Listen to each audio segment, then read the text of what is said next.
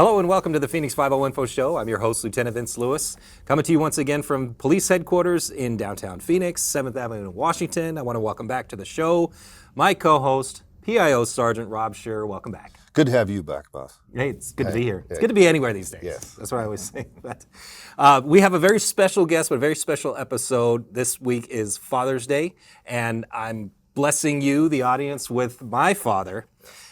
Retired police commander Bill Campbell. Dad, welcome to the show. Thank you very much. Wonderful being here. Excellent. So you retired from the Phoenix Police Department. How long were you here?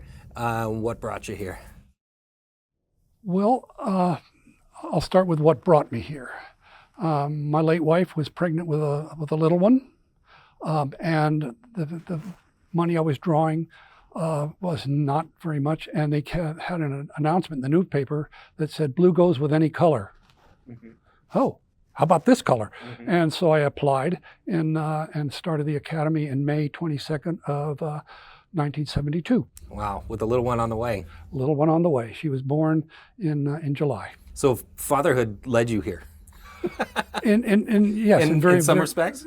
Absolutely, okay. Because $682 a month was just a king's ransom at the time. Mm-hmm. And so it was a whole lot better than what I'd been making in a financial institution. So you ended up doing 37 years with 37 years active and 1 reserve. Okay, so you retired from active and then you kept going as a reserve. Correct. I left here as a commander and immediately started volunteering as an officer in the Traffic Bureau. Okay. So what were some of the highlights of those 37 years? What kind of assignments did you have? What did you do while you were here? Oh, my goodness. I guess we can go from A to Z. Of course, patrol, the walking beat.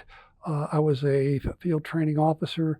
I was a recruit training officer, a detective, walking beat.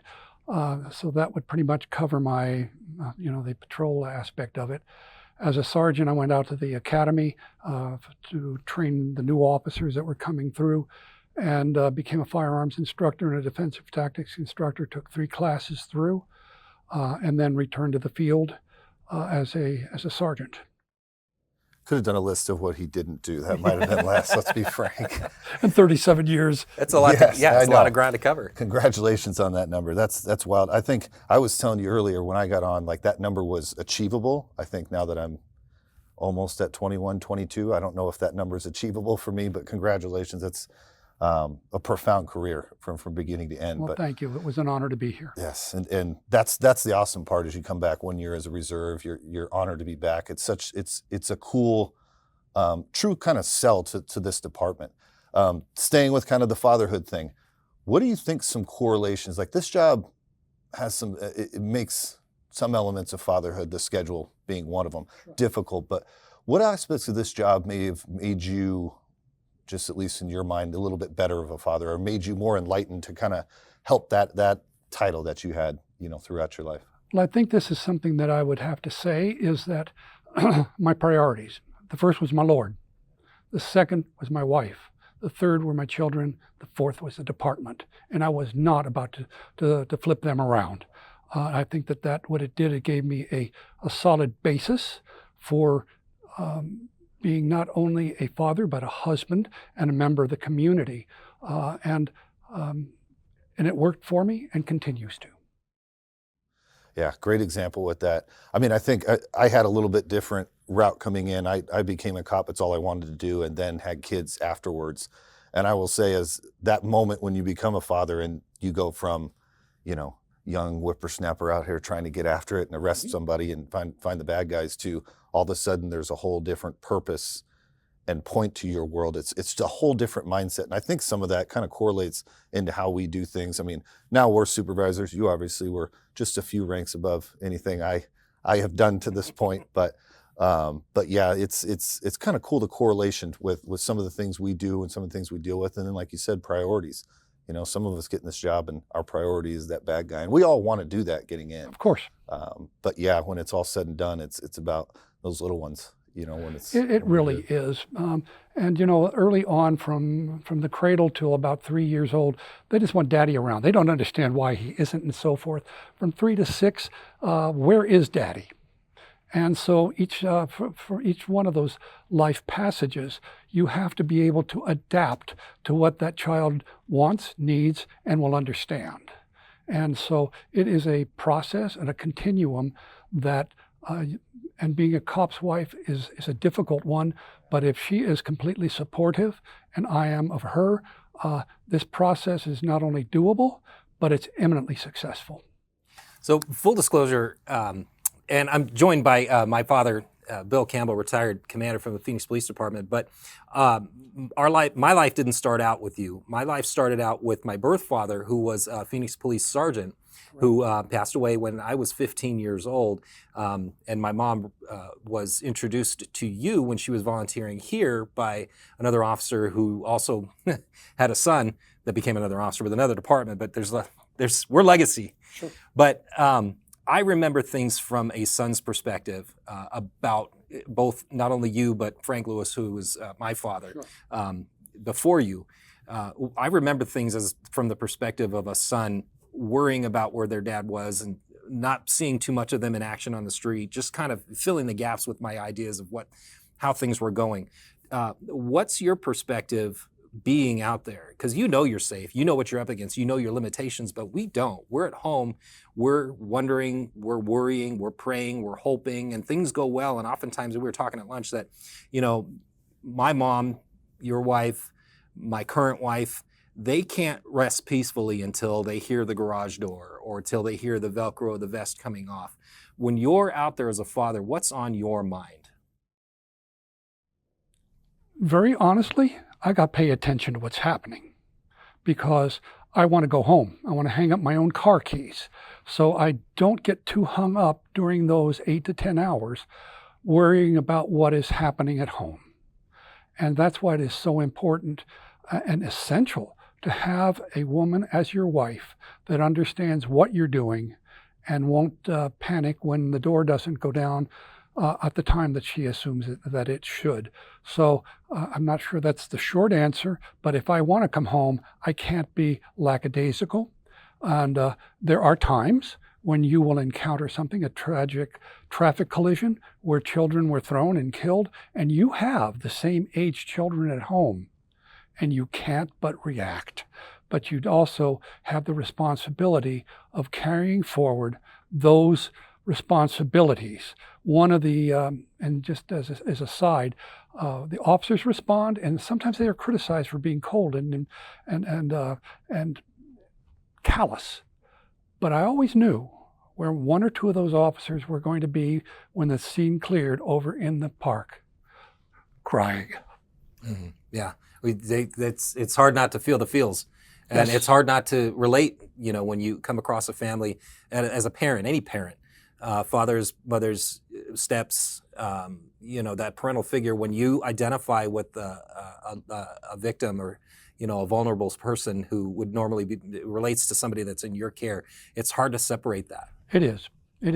And I think it's healthy to be able to sympathize, sometimes empathize, but at the end of the day, I am paid to be a police officer. I'm not paid to be a believer. I'm not paid to be the husband. I'm not paid to be the father, but they are the highest priorities.